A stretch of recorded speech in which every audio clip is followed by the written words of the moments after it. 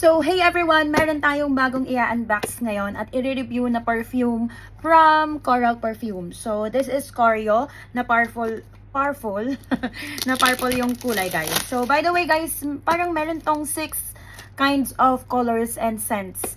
Pero ito yung parang nag-stand out para sa akin. At saka, favorite ko din kasi yung kulay. Sabi nila, guys, sabi ng iba ha, yung white daw nito ang mas mabango. Pero for me, ito yung scent na gusto ng ilong ko eh. So, kanya-kanya yun eh, feeling ko. So, okay guys, let's open. First guys, yung box niya, 'di ba? Pag napansin nyo, ang laki. Parang feeling ko kung dalawang perfume na eh, o ang kakasya. So, malaki din kaya nasa loob. So, tara, buksan na natin. First guys, let's talk about the packaging. So, yung packaging niya guys is may gold na detailed. And ito yung name nung perfume na to. And of course, this is from Coral Perfume. So, nandyan yung pa-logo nila. And ayan, gold yung details.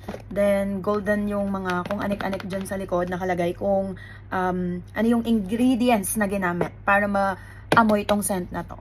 So, okay. So, that's the packaging, guys. Medyo malaki yung box niya.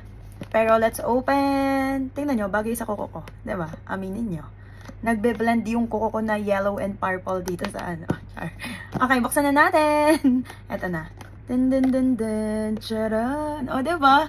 Parang open sesame. Ang ganda guys ng bottle din naman. Tingnan nyo. Nasa gitna pala siya. And parang i-bend mo siyang ganyan para ma-open. So, may pa ganon ang box. And ito na yung bottle guys. Sobrang cute. Parang may bag lang. Kung kasya lang dito yung kamay ko, isipin nyo na lang. Ito yung, yan. Diba? Oh. Pak. Ganda. Bongga. Ang ganda guys. Nagustuhan ko talaga yung bottle nito.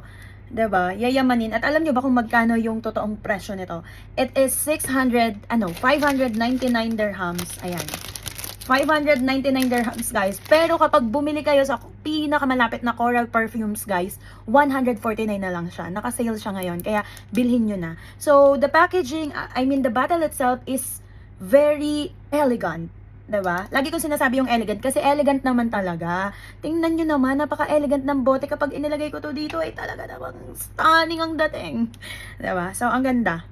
Ayan, may logo ni Coral Perfume dito. Or yung name niya to, Corio din kasi yung C din eh. For the C. And then, no, this is the logo of Coral Perfumes. Then, ito siya, Corio. Diba? Tapos, meron siyang pabit-bit na ganyan. And, ayan, yung takip niya. So, excited na ako maamoy. Wala pa sa takip. OA lang ako. Okay, let's spray na guys. Tingnan mo, may pag ganito pa siya, oh. 'Di ba? May pa-design pa siya ng ganito. Ganda, ganda talaga niya. Promise. Guys, 149 dirhams lang to. Naka-sale siya. 599 to. Bongga na to. Let's go. Okay? Gusto ko talaga yung amoy nito.